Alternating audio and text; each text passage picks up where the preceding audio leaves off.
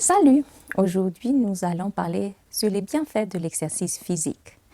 Saviez-vous que l'inactivité physique est l'un des facteurs principaux de mortalité dans le monde? L'inactivité est plus fréquente que beaucoup d'autres problèmes de santé comme le tabagisme et l'hypertension. Une faible condition cardio-respiratoire était la première cause de décès évitable selon une étude. Si l'inactivité mondiale diminuait de 25%, 1,3 million de décès pourraient être évités chaque année. Imaginez que selon une étude, 2 heures et demie d'exercice d'intensité modérée par semaine réduirait le risque de mortalité de 19% et 7 heures par semaine réduirait le risque de 24%. Considérez un autre fait intéressant. Les personnes qui font le plus d'exercice ont le moins d'années de vie perdues. Même un seul épisode d'exercice peut abaisser la tension artérielle, améliorer le sommeil, réduire l'anxiété, améliorer la fonction mentale et la sensibilité à l'insuline, ce qui contribue à améliorer le diabète.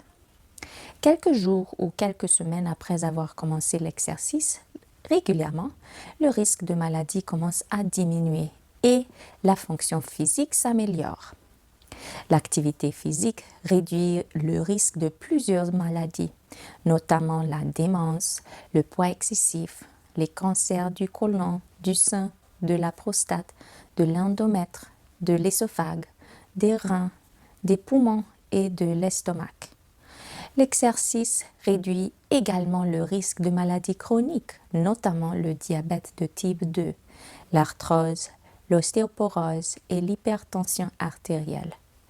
Il est également connu aujourd'hui que le comportement sédentaire augmente indépendamment le risque de maladie, quelle que soit la quantité d'exercice que vous faites pendant votre temps libre.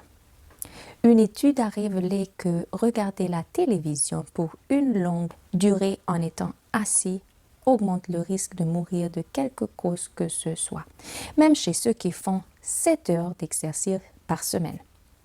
Ce risque accru était équivalent chez ceux qui n'ont jamais fait d'exercice, mais n'avaient pas passé beaucoup de temps à la télévision en étant assis. Je voudrais souligner ce que vous venez d'entendre. Oui, une mauvaise habitude de vie peut détruire les bénéfices de vos bonnes habitudes. Par conséquent, gardez à l'esprit qu'il est tout aussi important non seulement de prendre de bonnes habitudes, mais aussi d'arrêter les mauvaises habitudes, afin d'améliorer au maximum de votre santé. Considérons maintenant quelques façons d'augmenter l'exercice physique. Tout d'abord, il est important de rester en sécurité pendant que vous faites de l'exercice. Utilisez les équipements nécessaires et appropriés au sport de votre choix.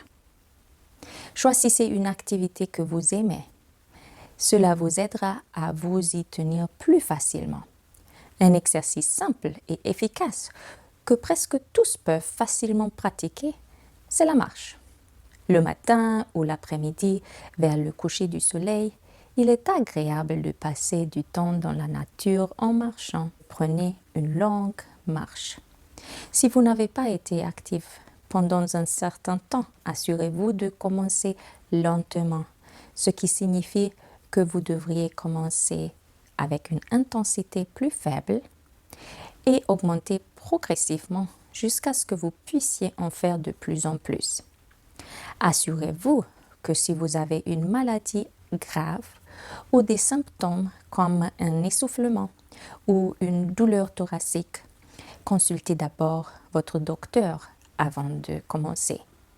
Mais en règle générale, si vous êtes capable de marcher sans avoir les symptômes mentionnés, alors vous devriez commencer tout de suite avec un exercice de faible intensité. Une faible intensité signifie que vous pouvez toujours parler et chanter pendant que vous faites l'exercice, sans vous essouffler.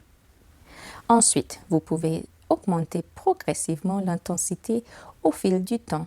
Selon les recommandations actuelles, les adultes devraient s'engager dans au moins 2 heures et demie d'exercice d'intensité modérée par semaine, ce qui signifie environ 30 minutes d'exercice 5 fois par semaine ou 1 heure et 15 minutes d'exercice d'intensité vigoureuse. Comment savoir à quelle intensité vous êtes engagé? Il y a une règle simple. Pendant les exercices légers ou de faible intensité, vous pouvez toujours chanter et parler. Pendant un exercice d'intensité modérée, vous pouvez toujours parler, mais pas chanter. Pendant un exercice vigoureux ou d'intensité maximale, vous êtes incapable de parler. De plus, il est recommandé de faire de la musculation 2 à 3 fois par semaine à au moins 48 heures d'intervalle sur tous les principaux groupes musculaires. La poitrine, le dos, les épaules, les biceps, les triceps, l'abdomen, le quadriceps et les jambes.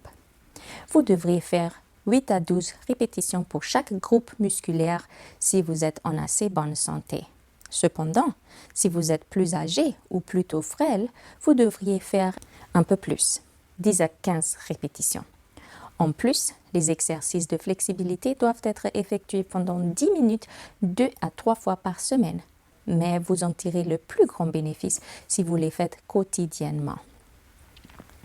Les exercices d'étirement doivent également inclure tous les principaux groupes musculaires et les étirer à chaque fois pendant 10 à 30 secondes.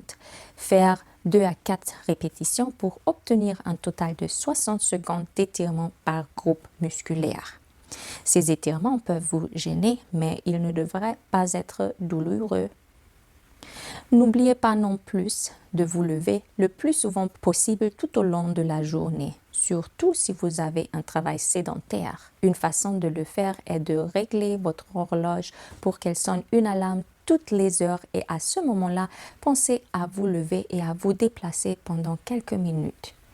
Et n'oubliez pas que pendant ces périodes, vous pouvez également incorporer d'autres habitudes saines, comme nous l'avons déjà évoqué. Vous pouvez prendre de grandes bouffées d'air frais, boire un verre d'eau et penser positivement. Au plaisir de vous revoir bientôt.